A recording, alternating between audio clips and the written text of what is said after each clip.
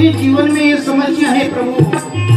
मैं आपको एक लोटा जल समर्पित करके है भोलेनाथ मेरा संदेशा मैं आप तक पहुंचाना चाहता हूँ। तो ऐसा भाव करके जब आप जल चढ़ाओगे तो वह संदेश मेरे भोलेनाथ तक पहुंचता है और भोले बाबा उस संदेश को जब सुन लेता है तो तुम्हारे जीवन की सारी तकलीफों को भी समाप्त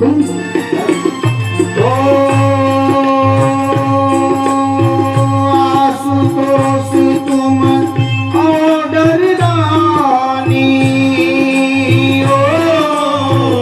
आरत हर दिन जनु जानी।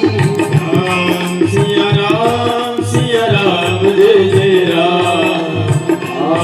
सिया राम जय जय राम। आशुतोष तुम औडर दानी आरती हरहूं दीन जनु जानी। इस महामंत्र को बोल करके आप जल चढ़ाओगे तो मेरा भोलेनाथ आपकी हर मनोकामना पूरी करेगा। भगवान भोलेनाथ को 56 भोग नहीं चाहिए साहब। आप उनके आंकड़ा चढ़ा दोगे, दतूरा चढ़ा दोगे, समीप पत्र चढ़ा दोगे और बेल पत्र चढ़ा दोगे और एक लोटा जल चढ़ा दोगे, उसी में मेरे भोले बाबा प्रसन्न हो जाएंगे।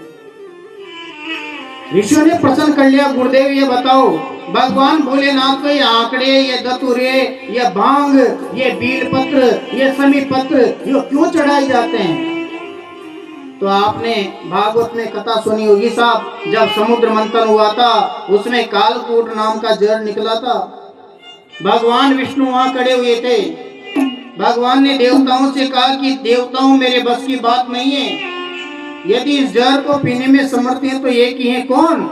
वह देवों में सबसे बड़े देवादिदेव महादेव। उनका सुमिरन करो। भगवान भोलेनाथ को मनाया। भगवान भोलेनाथ आए और भगवान भोलेनाथ ने उस कालकूट नाम के जहर को अंजलि में जर भर करके पिया तो भगवान भोलेनाथ ने उसे कंठ में रोक लिया। माता पार्वती को पता चला कि भगवान भोलेनाथ ने हलाहल पान कर लिया, जहर का पान कर लिया। तो उस विष की तेज ज्वालाओं से मेरे भोलेनाथ परेशान हो गए, मेरे भोलेनाथ बेचैन हो गए। तो माता पार्वती ने सोचा करूं तो मैं क्या करूं? भोलेनाथ को बेचैनी हो रही है, अब मैं करूं तो क्या करूं? अब पर्वत पे मिलेगा क्या? पर्वत पे तो जड़ी बूटियां मिलेगी और क्या मिलेगी। तो माता पार्वती ने इनको आदेश दिया कि जाओ जहर को शांत करने वाली जड़ी बूटियां मेरे भोलेनाथ के पास जाओ।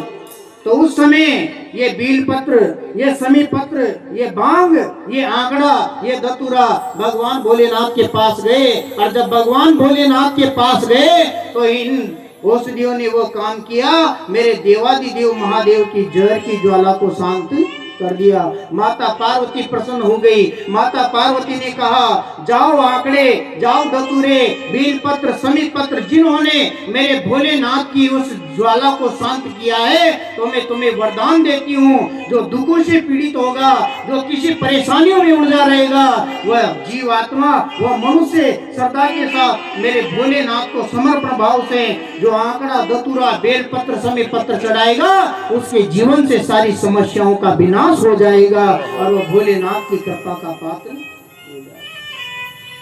तब से मेरे देवादिदेव महादेव को आंकड़ा, दतूरा, समीप पत्र, भांग, बील पत्र ये चढ़ाई जाने लगी। किसने कहा कि मेरे भोलेनाथ भांग खाते? नहीं खाते, केवल चढ़ाई जाती है। किस लिए चढ़ाई जाती है? माता पार्वती के वरदान के स्वरूप चढ़ाई जाती है।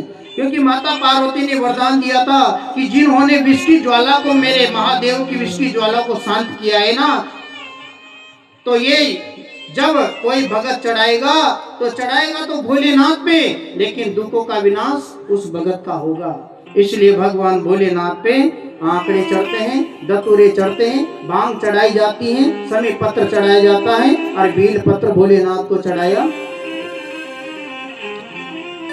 मेरे देवादिदेव महादेव को बील पत्र अति प्रिय है। यह बील पत्र कैसे उत्पन्न हुआ था? ये बील पत्र जब माता पार्वती ने भोलेनाथ को पाने के लिए घोर तपस्या करी थी ना, तो उनके पसीने की जो बूंदें गिरी उससे ये 3 पत्ती वाला बील पत्र प्रकट हुआ था। तो महाराज जो भगवान भोलेनाथ को बील पत्र चढ़ाता है, भोलेनाथ उसकी समस्या का निवारण करते हैं। जैसे हम भागवत कथा सुनने जाते हैं ना, तो जो भी भगत भागवत कथा सुनने जाते हैं तो वहां तुलसी जी के पत्ते लेकर जाते हैं, तुलसी दल। तो जब भी आप शिव महापुराण की कथा सुनने आओ तो अपने साथ में बील पत्र लेकर के आना, और बील पत्र जब लेकर के आओ तो उस बील पत्र को मेरे देवादिदेव महादेव के महापुराण पर समर्पित करना, और उस शिव महापुराण पे चढ़े हुए बील पत्र को आप कथा विश्राम होने के बाद में उस बील पत्र की प्रसादी को लेकर के घर पे जाओगे, और जिस कामना से आप भगवान की पूजा में यहाँ से ले जाकर के उस बील पत्र की प्रसादी को रख दोगे ना, तो आपके मन में जो इच्छाएं हैं, जो कामनाएं हैं, वो मेरा देवादिदेव महादेव पूरी कर देगा। बील पत्र लाओ, यहाँ पे चढ़ाओ, फिर भोलेनाथ को प्रणाम करो और कथा में बैठो, और उनकी कथा सुन के जो शाम को आरती होगी ना, उसके बाद आप उस बील पत्र को ले जाना। जो भी आपकी जितनी भी घर में नेगेटिविटी होगी सब भगवान देवादिदेव महादेव की कृपा से वो सारी नकारात्मक ऊर्जा समाप्त हो जाएगी। बील पत्र, यदि किसी के घर में साहब लक्ष्मी की कमी है, पैसा आता है खूब भागदौड़ करते हुए टिकता नहीं है, क्या करें? मेरे देवादिदेव महादेव ऐसे देवता है प्यारे, विधि के द्वारा लिखे हुए विधान को भी टाल देते हैं, मिटा देते हैं, अपना अलग ही विधान रच देते हैं। यदि किसी के घर में लक्ष्मी की कमी है साहब, धन की कमी है साहब, आर्थिक तंगी है, आर्थिक समस्या से जूझ रहा है, तो आप एक काम करना, बील पत्र लेकर के शिव महापुराण की कथा में आना, और जो मलियागिरी चंदन होता है ना, उस मलियागिरी चंदन को घिसना, और बील पत्र के ऊपर श्री लिखना। क्या लिखोगे? श्री। और श्री लिख करके यहाँ शिव महापुराण पे अर्पित करना, और यहाँ पे बैठकर कथा सुनना, और उस श्री लिखे हुए बील पत्र को समर्पित करके आप उस प्रसाद को घर पे ले जाना, और वहां पर जाकर के रख देना। जाओ, तुम्हारे घर में भगवान भोलेनाथ की कृपा से अटूट लक्ष्मी की कृपा हो जाएगी।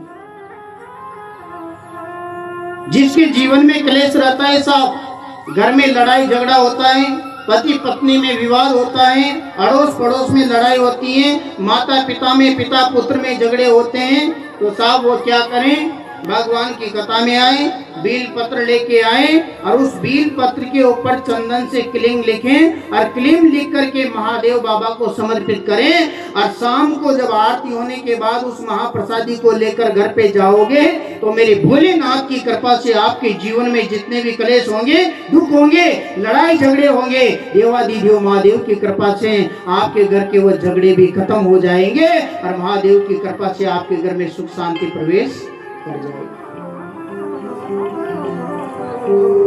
यदि आपको भक्ति चाहिए, यदि आपको नाम जप चाहिए,